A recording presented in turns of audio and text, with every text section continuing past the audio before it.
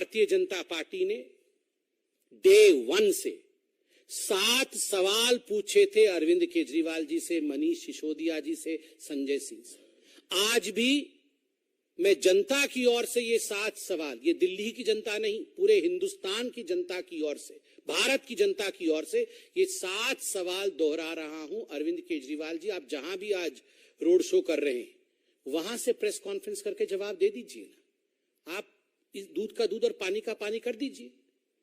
इन 7 प्रश्नों का जवाब देके, प्रश्न नंबर 1, क्या अरविंद केजरीवाल जी ये हकीकत नहीं है कि दिल्ली के एक्साइज पॉलिसी का इतिहास में पहली बार इस प्रकार का रवैया रहा कि जो शराब के ठेकेदार थे उनका कमीशन 5% से बढ़ा करके 12% किया गया?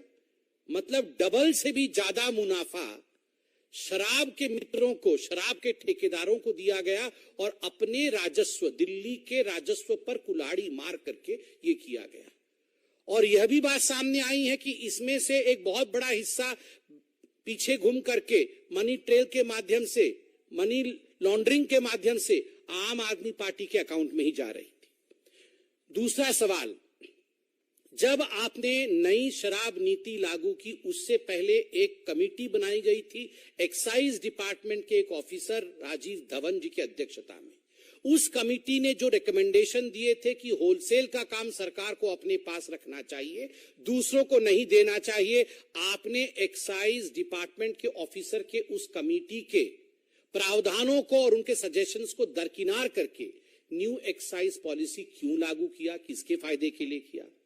तीसरा सवाल, क्या यह हकीकत नहीं है अरविंद केजरीवाल जी कि आपने ब्लैक लिस्टेड कंपनी जिनको कभी ठेका नहीं देना था उनको भी आपने ठेका दिया? चौथा प्रश्न है, कैबिनेट के नोट के बिना, कैबिनेट के मंजूरी के बिना इन शराब के ठेकेदारों का, जिन्होंने आपको मोटा माल दिया था, उनका 144 करोड़ रुपया आपने लाइसेंस फी का माफ किया। आखिर क्यों माफ किया बिना कैबिनेट के रिकमेंडेशन के? पांचवा सवाल, ये न्यू एक्साइज पॉलिसी, नई शराब नीति आने से पहले अरविंद केजरीवाल जी किस प्रकार प्रेस कॉन्फ्रेंस करते थे? इतिहास हो जाएगा जी, पूरा विश्व देखता रह जाएगा, आपकी आंखें फटी रह जाएंगी, इतनी पैसे आ जाएंगे, इतने पैसे आ जाएंगे, इतना प्रॉफिट होने वाला है। फिर क्या कारण था कि 10 महीने के अंदर जैसे ही सीबीआई को नोटिफाई किया एलजी ने, आपने आनन फानन में बिना कैबिनेट की बैठक किए जिसको लागू किया था, उसी एक्साइज पॉलिसी को आपने वापस ले लिया? क्या कारण था और किस हैसियत में किया? इंडिविजुअल के हैसियत से, सीएम के हैसियत से, या फिर आम आदमी पार्टी के चीफ के हैसियत से? इसका भी जवाब दीजिए। छठा सवाल, ये सारा कुछ मैन्युफैक्चरर्स रिटेल में नहीं जाए, ये तो कानून है, आपने कानून को ताक में रखा, मैन्युफैक्चरर्स को रिटेल में भेजा, जिसके कारण कार्टेलाइजेशन हुआ या नहीं हुआ? इसका जवाब आप दीजिए। और सातवां और अंतिम सवाल, जो एयरपोर्ट अथॉरिटी ऑफ इंडिया थी, उसने एयरपोर्ट के पास जो शराब के ठेके खुलने वाले थे, उन ठेकों को एनओसी नहीं दिया।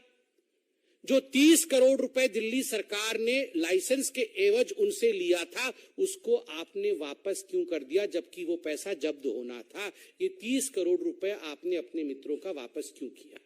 इन 7 प्रश्न का जवाब अरविंद केजरीवाल जी, यहां पर करप्शन का कैंपेन करने के बाद आज आप रोड शो करने गए हैं, करप्शन शो करने के बाद रोड शो करने गए हैं।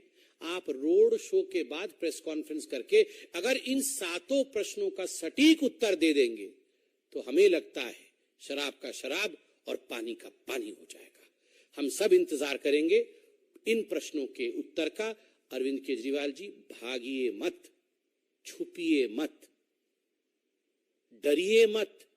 अगर आपने गलती नहीं की है तो आपका बाल भी बांका नहीं हो सकता है। और अगर हां, आप किंग पिंग हैं तो कितना भी भागने की कोशिश करिए, कहीं भी आप रोड शो करिए, एक न एक दिन करप्शन शो होके ही रहे।